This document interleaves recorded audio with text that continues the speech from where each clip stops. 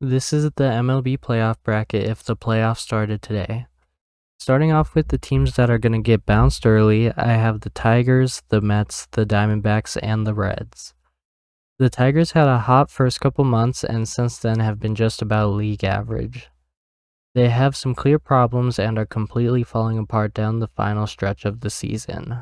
The players that contributed to their first half, like Javier Baez, Spencer Torkelson, and some others, are not seeing the same success in the second half, and the starting pitching is a complete question mark.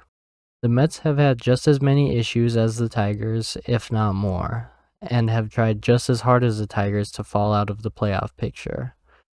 They do have a lineup built for October, but similar to the Tigers, they have very questionable starting pitching. The Reds have been around 500 all season. They have had some good pitching and some good bats, but overall nothing has shown that they are much above average.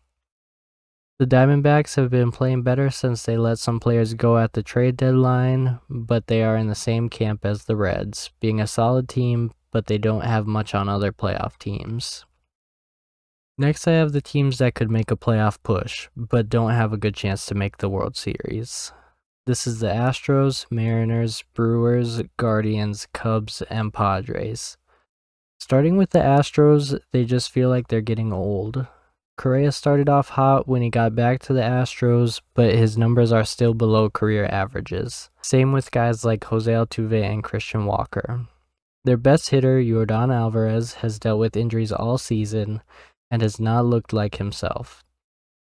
They do have some solid pitching, but I don't think this team is in the right place to make a serious run. The Mariners on paper might be the best team in baseball. Their lineup doesn't have a weak spot, and they are known to have the best rotation in baseball. The problem is some of their guys are underperforming.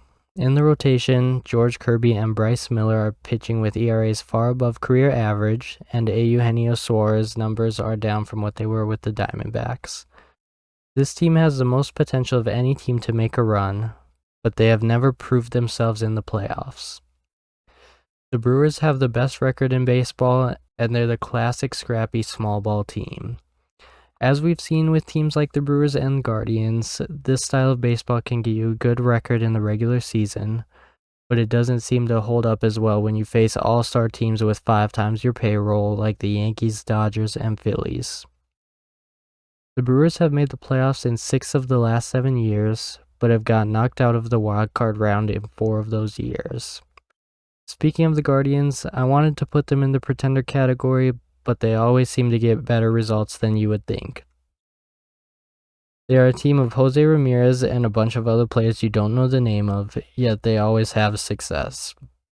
Still, I'm giving the same reasons as the Brewers as to why they won't be a top team in these playoffs. Last year, when the Dodgers won the World Series, it was clear that the real World Series matchup was when they faced the Padres in the NLCS. The Padres are a team that thrive in big moments. However, their big-name pitchers like Dylan Cease and Yu Darvish have struggled this year, and the team does have a solid lineup, but nobody is running away with a 900-plus OPS like some of the guys on this team can. The Cubs have a really interesting and good-looking team this year and could have been a World Series contender. However, everything has to go right to win a World Series, and with Justin Steele injured, Kyle Tucker on and off the injured list, and PCA struggling in the second half, it doesn't seem like this is the year for the Cubs. This is where we get to the real contenders and best teams of the 2025 season. This group consists of the Dodgers and 60% of the AL East and the Red Sox, Yankees, and Blue Jays. The Dodgers are the Dodgers. The only thing holding them back is their bullpen, but their offense and starting pitching should carry them through these playoffs. Yankees fans think they have the Dodgers bullpen, but in reality, they'll be fine, and the lineup and starting pitching are both looking good.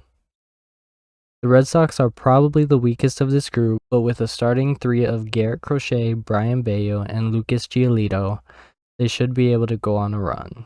The problem is it's looking likely that the Yankees and Red Sox are going to play each other in the first round, with only one team being able to advance. The Blue Jays have basically the same team as they've had the past few years, but something is different this year. Right now, everything is clicking for them, and if they're going to win it, this is their year.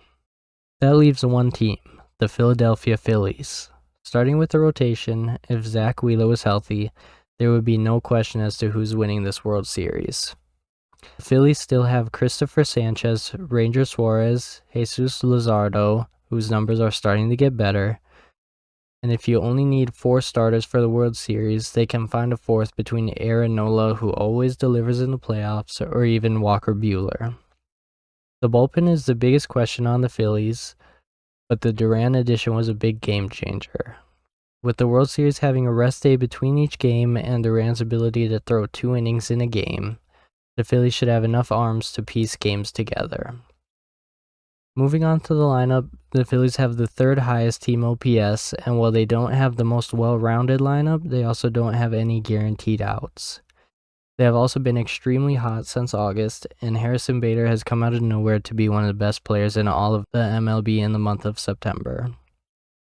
The only way I can see things going bad for this team is the loss of Zach Wheeler, which moves all the other pitchers up a slot, and I could see Bader falling off more towards his career norms. And if Trey Turner doesn't go back to being himself after his stint on the injured list, the Phillies could cool down a little. The Phillies have been a powerhouse of a team for the past number of seasons, and as they have been getting older, this year has to be their year.